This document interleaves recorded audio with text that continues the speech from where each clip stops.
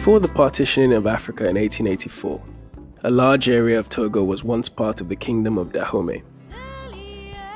Kingdoms were established along the coasts of modern Benin and Togo to facilitate the enslavement of Africans, causing Europeans to name this the Slave Coast. Each usually had a fort with a church in it. These forts would usually take days to march to, especially in shackles and trying to avoid capture and taxation by different groups. Very close to the beach, at a place called Agbodrafo, lies a peculiar house that indicates just how lucrative whites found shipping Africans to the Americas.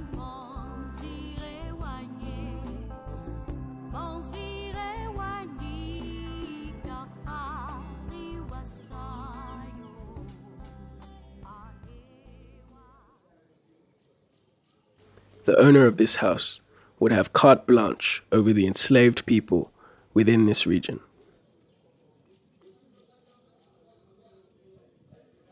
Tel que l'esclavage a eu lieu en Afrique ou dans le monde entier, c'est ainsi que le Togo aussi n'était pas si épargné. Mais pour le Togo, c'est un cas exceptionnel. Oui, je crois. Exceptionnel parce que le commerce a eu lieu dans la clandestinité. Donc c'est au moment où la toute première abolition a eu lieu que ces commerçants ont eu l'occasion de venir s'installer ici. Puis aussi l'ont débuté en 1830. 1130. Et le terminé en 1852. De la maison à la côte à l'époque était à 1,5 km. Il n'y avait même pas de maisons en nature, c'était en pleine forêt.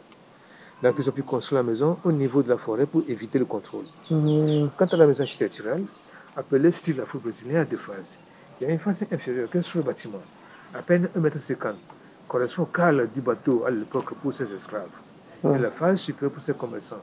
Quant aux esclaves, ils les ramenaient depuis l'extrême nord du Togo.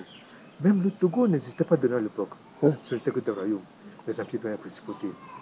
Particulièrement au-delà de Tchamba, Sokodé, Palimé, Takpamé, Ouachetado, sans oublier la vallée du Mono, tout près d'Aneho ici. Et puis, il est groupé dans le marché nommé le Kochissime, derrière le lac, dans le verre de dépôt. Une fois allés à l'intérieur, ils sont obligés d'être accroupis, assis et couchés là, qui ne peuvent même pas se tenir debout. Ils sont dedans. Dès que le bateau est venu, c'est vrai qu'ils les faisaient sortir de nouveau. The house is undergoing some major renovations at the moment. It still attracts tourists from all over the place, looking for interesting bits of history.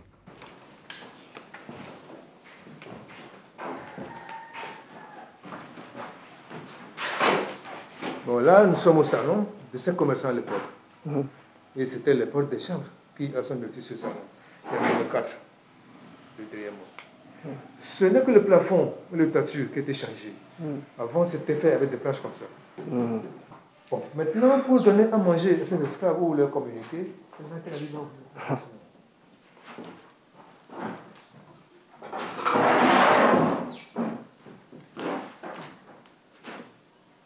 Les esclaves peuvent rester ici pour combien de temps peut-être? Ils restaient au moins 1 à 2 semaines.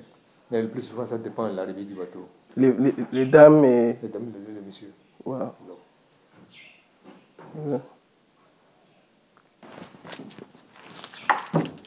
Oh.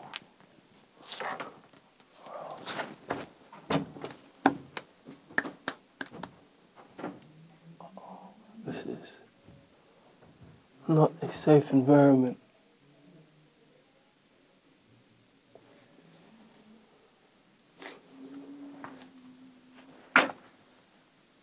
This is like the movie Sankofa. Can you imagine this is where people would stay for a week or two and then have to go and be subjected to those boat rides? Man, this is incredible. This is horrible. You see what's back there.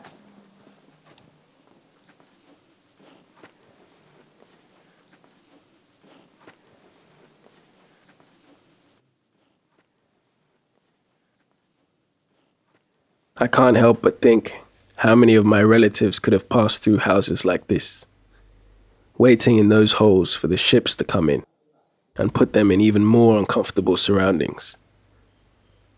Perhaps my worst fear is the thought of my wife or daughter being dragged out of that hole at night.